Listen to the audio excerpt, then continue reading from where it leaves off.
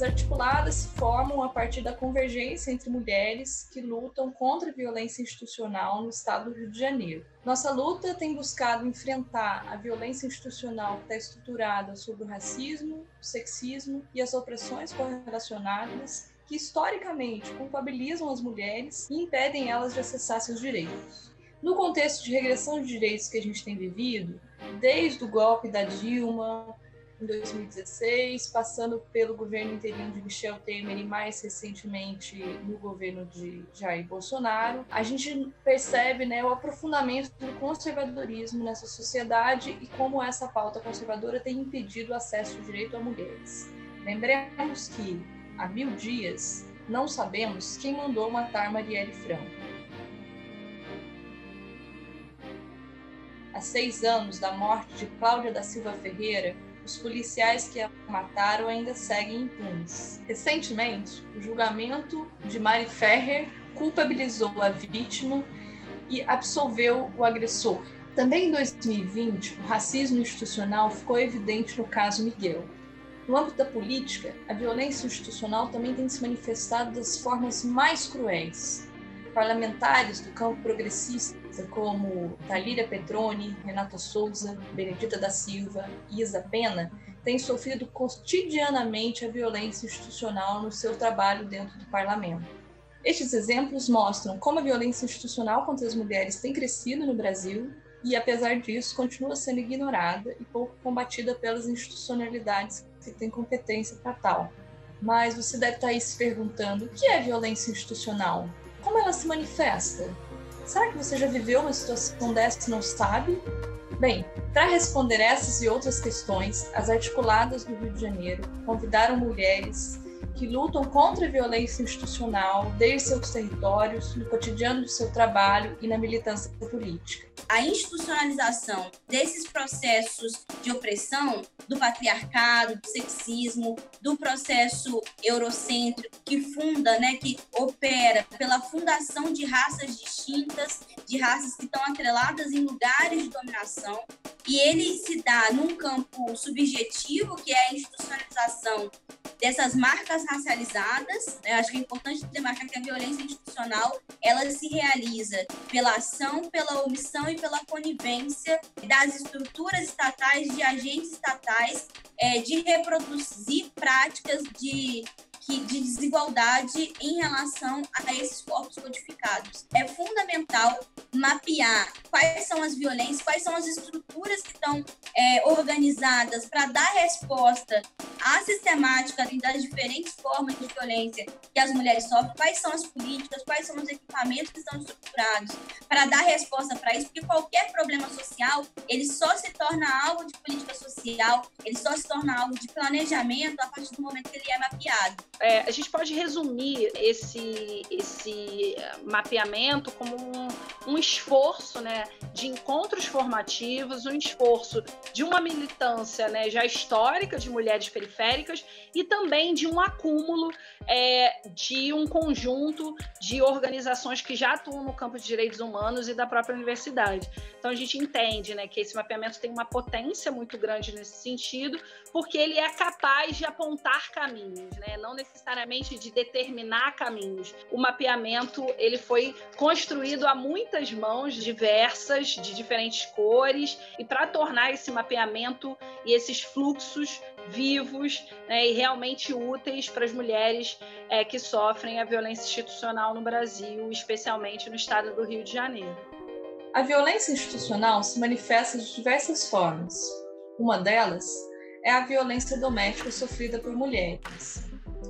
Durante a pandemia, sabemos que houve um aumento de 50% dos casos de violência doméstica, segundo o Tribunal de Justiça do Estado do Rio de Janeiro. Em geral, as políticas públicas voltadas para mulheres não estão organizadas considerando as particularidades das mulheres que moram em favelas e periferias, que têm uma condição de habitação precária, que moram em territórios dominados pela milícia, pelo tráfico, enfim. Vamos ouvir um pouco essas mulheres sobre como elas têm enfrentado essas situações durante a pandemia. Hoje eu entendo que a violência institucional, ela faz com que a gente se afunde por falta de conhecimento, por falta de infraestrutura familiar, porque não dá a gente a oportunidade de lutar, de fato, pela justiça e pelos direitos das pessoas. A gente vê nitidamente que é como se fosse uma engrenagem e o próprio Estado poderia dar um suporte inicial para saber onde está o erro. E eu, às vezes, tenho pesadelo, eu tomo remédio controlado, eu não consigo me desvincular do que aconteceu comigo no passado. Eu morei, durante esse período que eu fui abusada na infância, eu morei numa divisa de territórios. E nessa divisa de territórios, a gente via muitas coisas ruins. Então, assim, para uma criança, é um trauma que pode não parecer naquele momento algo que vai fazer nada, vai fazer diferença, vai naturalizar, por assim dizer, aquilo que você está vendo e ouvindo. Mas, ao longo do tempo, quando você vai crescendo, vai se entendendo como gente, você percebe que isso é uma coisa ruim, é uma construção bizarra de uma sociedade que negligencia o cuidado com as pessoas. Por mais que eu tivesse passado por tudo isso, eu passei o constrangimento no atendimento do médico, ter que falar tudo o que aconteceu de novo, ter que falar lá na perícia o que aconteceu, ter que falar na delegacia o que aconteceu de novo, e cada vez que eu tinha que vivenciar aquela mesma situação, isso me deixava muito fragilizada. O que falta no sistema de justiça é atuar com um olhar de gênero. Entender que ele precisa ser capacitado nesse sentido. Que esse homem médio, que é a ideia do direito, né, criado pelo homem médio, já não existe mais. Existem grupos historicamente excluídos e que por isso se tornam vulneráveis e que precisam de um tratamento diferenciado. Enquanto o sistema de justiça não entender isso, ele não vai estar fazendo justiça. Porque uma vítima de uma violência, especialmente uma tentativa de feminicídio, é uma pessoa que precisa de acolhimento, é uma pessoa que precisa se fortalecer. Tá bom, ela se fortaleceu, ela vai fazer a denúncia. Quando ela chega no lugar da denúncia, se as pessoas começarem a atuar dificultando ou desconfiando dela, isso já vai causar nela... Pô, o que eu estou fazendo aqui? Você cria todo um aparato para dizer que aquela mulher ali está numa situação de vulnerabilidade, ela precisa se igualar, mas você tem um sistema de justiça que não entendeu essa vulnerabilidade até agora. Então, ele está sempre atuando no sentido de buscar alguma coisa para justificar a absolvição do homem que bateu na mulher. O sistema de justiça, aí eu estou falando OAB, Defensoria, Tribunal de Justiça, Ministério Público e etc. Eles precisam ter um compromisso sério e só colocar ali profissionais que tenham essa capacitação de entender, de ter esse olhar de gênero. A discriminação em função da identidade de gênero não normativa já é reconhecida como um crime no Brasil por lei. No entanto, no país, as pessoas trans seguem sendo mortas e assassinadas. Somos o país que mais mata pessoas trans do mundo. Toda a nossa educação, toda a nossa cultura, todas as nossas normas sociais foram estabelecidas considerando que sujeitos de direito são pessoas cisgêneras e heterossexuais. Qualquer pessoa que vive de modo diferente disso, ou seja, de uma forma não cisgênera e de uma forma não heterossexual, é uma pessoa transgressora, em determinada época tida como uma pessoa marginal, uma pessoa pervertida. Por conta disso, pessoas transexuais, não héteros, pessoas homossexuais, pessoas bissexuais, né, pessoas pansexuais, pessoas assexuais são tidas como pessoas diferentes. E aí, assim sendo, a nossa sociedade não foi criada para esse padrão. Automaticamente, o nosso sistema de justiça, o nosso sistema de saúde, o nosso sistema de previdência também não foi criado para essas pessoas. Então, como dizer que as pessoas transgêneras, né, as pessoas que não são cisgêneras, estão protegidas pela nossa norma? Não estão. O reconhecimento legal da identidade de gênero e do nome social tem sido uma forma de proteção das pessoas trans no Brasil. O reconhecimento da identidade de gênero, para mim, está dentro de um conceito um pouco maior, que é o conceito de ter acesso a processos de afirmação de gênero. Ele é um direito, mas ele é um processo muito mais amplo, né? O reconhecimento da identidade de gênero passa pelos processos de afirmação de gênero, que são, sim, a troca de nomes, são a troca dos documentos, sem precisar de laudo médico, de tutela do Estado, a pessoa simplesmente vai lá e troca, mas também envolve uma série de procedimentos médicos e de cuidados que as pessoas trans devem ter direito para poder fazer as suas modificações corporais com qualidade. Também tem a ver com o reconhecimento dessas identidades dentro das instituições brasileiras. A questão da violência policial tem a ver também com a questão do enfrentamento do respeito, como essas autoridades policiais vão lidar com essa pessoa no dia a dia e como essa pessoa vai ter acesso aos operadores do direito e da segurança pública, né?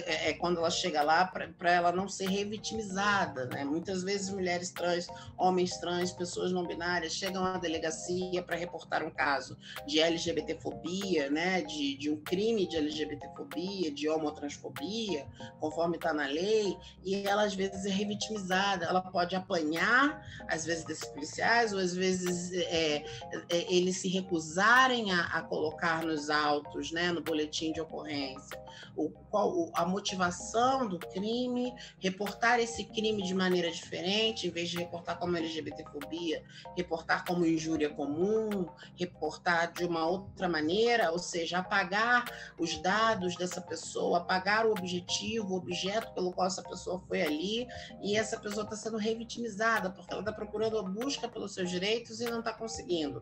Então, tudo isso tem a ver com o reconhecimento legal da identidade de gênero. Só o reconhecimento no papel, de uma mudança de nome, de gênero, tem um efeito simbólico muito grande, mas ele adianta de muito pouco se as instituições e as pessoas na sociedade não estão preparadas para te acolher. O encarceramento em massa sempre foi utilizado no Brasil como controle da pobreza ou vingança social. Segundo o Conselho Nacional de Justiça, somos a terceira população carcerária do mundo, ficando atrás apenas dos Estados Unidos e da China.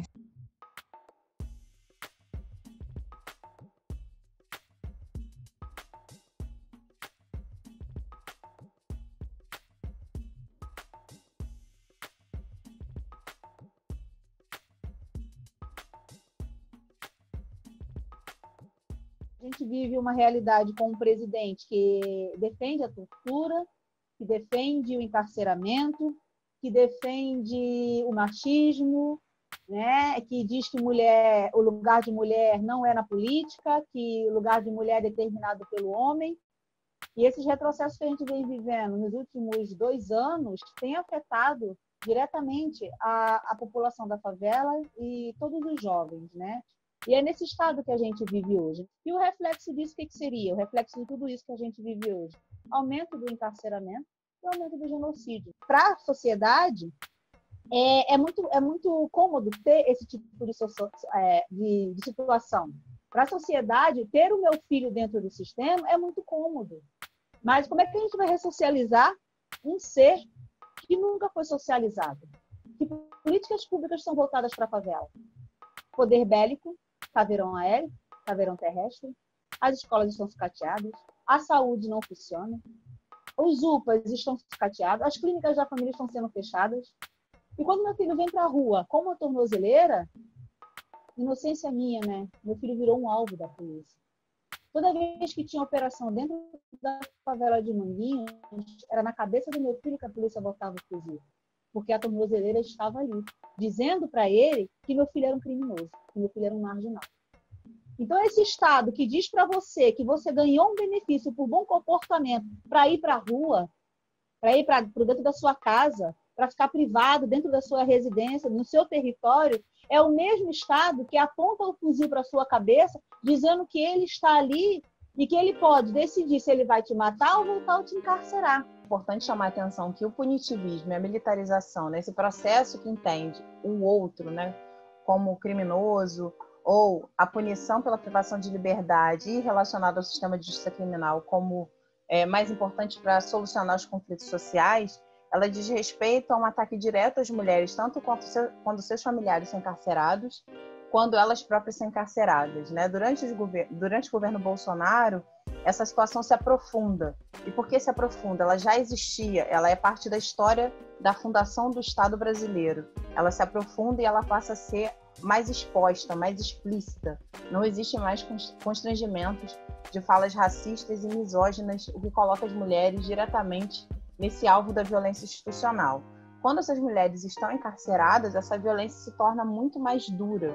Por que muito mais dura? Porque elas são alvo da violência e da tortura física, mas elas são alvo também de forte violência psicológica e verdadeira tortura pela falta de informação, por exemplo, dos seus filhos. Além disso, elas sofrem mais processos disciplinares, porque qualquer problema considerado desvio gera um tipo de punição interna que impede essa mulher de acessar, por exemplo, a liberdade condicional e a progressão de regime que é prevista em lei, tornando o tempo dela privada de liberdade muito maior. Dois temas sempre são gritantes: a violência contra a mulher e a questão da saúde, né? E falar de saúde é falar de leitos obstétricos e falar de toda a violência que hoje nós chamamos de violência obstétrica. No passado nós não tínhamos essa nomeação. A violência obstétrica, né, que a mulher sofre, é uma materialização, é um exemplo da violência institucional. Então você tem a violência obstétrica é um tipo da violência de gênero, ou seja, aquela violência que a mulher sofre pelo fato de ser mulher. E por ela acontecer numa instituição, ela também é uma violência institucional. Em Caxias, por exemplo, a gente teve o dossiê Caxias, que contava casos de mulheres que tinham sofrido violência obstétricas em 2 maternidades aqui em Saracuruna e Primavera, maternidades essas que depois, pela mobilização, foram fechadas. Na Baixada Fluminense, parir acaba sendo um ato de violência, quer seja pelos poucos leitos obstétricos e quer seja pelo próprio atendimento. E eu conversava com meus filhos, né? Eu queria passar informação e eu queria ver se eles estavam prestando atenção. Aí ele virou para mim e falou assim: não, mãe, eu entendi tudo que você está falando aí. Aí ele pegou e falou: isso que você está falando, lá no quartel também acontece. Quando ele falou que no quartel acontece, eu fiquei toda feliz. Que eu entendi, sabe? Que ele entendeu exatamente o que eu estava falando. Aí ele, lá no quartel, acontece a mesma coisa, porque eles lá, quem já está antigo, acaba sendo violento com quem acaba de entrar. Aí ele, não, é porque às vezes eles querem dar a ordem, querem mostrar que existe uma hierarquia, e ele já vem xingando a gente, já vem chamando a gente pelo sobrenome, porque ele tem um sobrenome. Lá ele era chamado de Raposo, ele queria ser chamado de Tavares, porque ele sempre foi conhecido como Rodrigo Tavares no bairro, nos lugares todos. Mas lá tinha um outro Tavares mais antigo, então ele não podia ser Tavares, tinha que ser Raposo. Foi o primeiro processo de violência que ele sofreu, que ele perdeu o nome, entendeu? Ele já tinha sofrido o outro processo anterior, que é virar um número. Então ele já estava entendendo essas coisas. Não, eu não sou um número. Você é 819. Não, eu sou o Rodrigo. Ele queria ser chamado pelo nome. Quando foi em outubro, dia 17, meu filho foi morto. Meu filho foi morto covardemente na porta de casa. Então, eu fui ver um outro tipo de violência, assim, que me impactou e me atravessou mais diretamente, né? E que atravessou outras vidas também, né? Aquele negócio da interseção.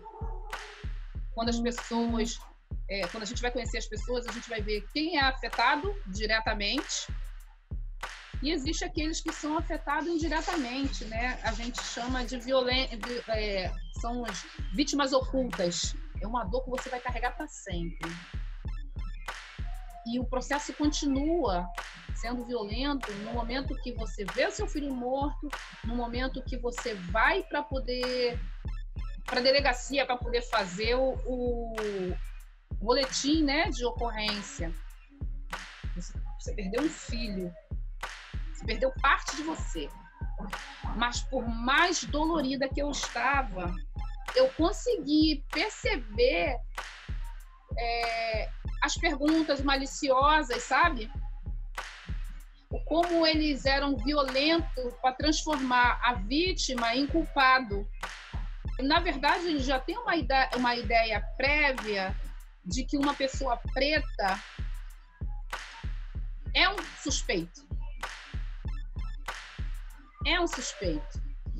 Então, se aquela pessoa morrer, alguma coisa ele fez. Como que a vítima deixa de ser vítima para se tornar o culpado? Desde os anos de 1980, que eu pesquiso a história da Baixada Fluminense. Sou uma pesquisadora militante aqui da história local, por conta também de ser uma ativista militante dos movimentos sociais. Os territórios periféricos, chamados sertões cariocas, que é a zona oeste do Rio de Janeiro, a Baixada Fluminense, as favelas. E a história dessa população? Para onde fica? Eu acho que isso é uma extrema violência. Eu participei, já da década de 70, de associações de moradores, de movimento pela luta das passarelas, a luta contra a violência contra a mulher. Na década de 80, as mulheres da Baixada, que participavam das associações de moradores e das federações de associações de moradores. Então, por exemplo, aqui em Caxias, eu participei da fundação da federação.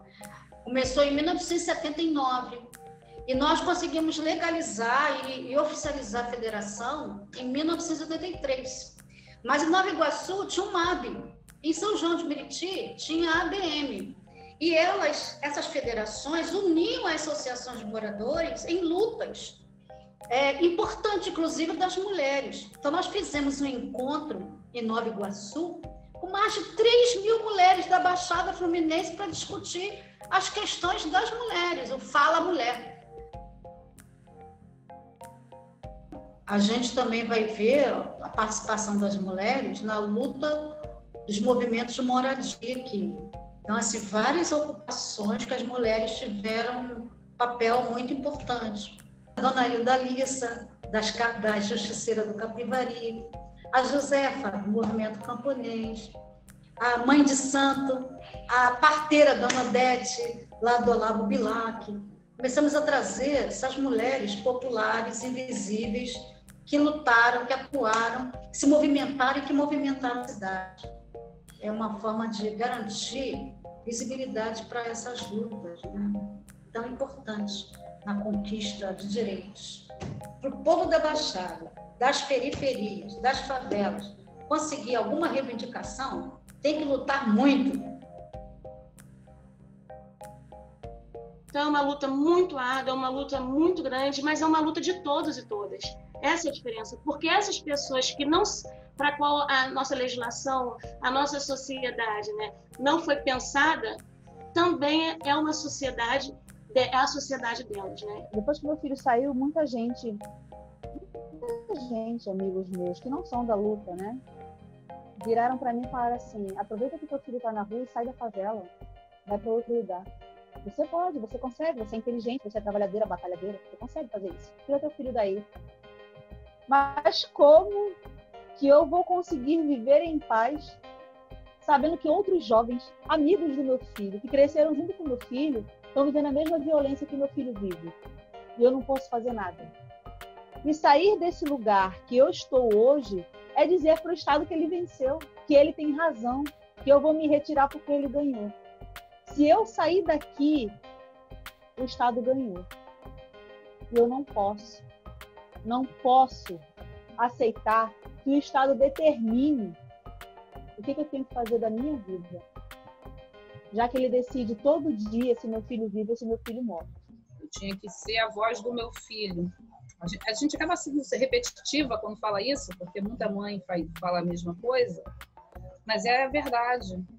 Porque meu filho não está aqui mais para falar. Então, cabe a mim falar por ele. Eu que tenho que pegar e trazer as memórias do meu filho. Eu que tenho que fazer isso, né? Eu é que sei quem era ele. Eu é que sei quem era Rodrigo Tavares. E eu luto por isso. Eu não quero que apareça outro Rodrigo Tavares, outra Ágata, outro Marcos Vinícius, outra Emily, outra Rebeca. E a gente vê que, por mais que a gente lute, isso é incapaz de frear o Estado. A violência institucional apaga, faz um processo de apagamento. Por que apaga? Que é para poder você não ter memória, você não lembrar e você não ter nem resistência. Enquanto articuladas, enquanto coletivo de mulheres responsáveis por essa iniciativa, acreditamos muito que é a partir dessa troca de conhecimentos, de saberes, que conseguimos pensar em alternativas realmente eficazes para o acolhimento dessas mulheres.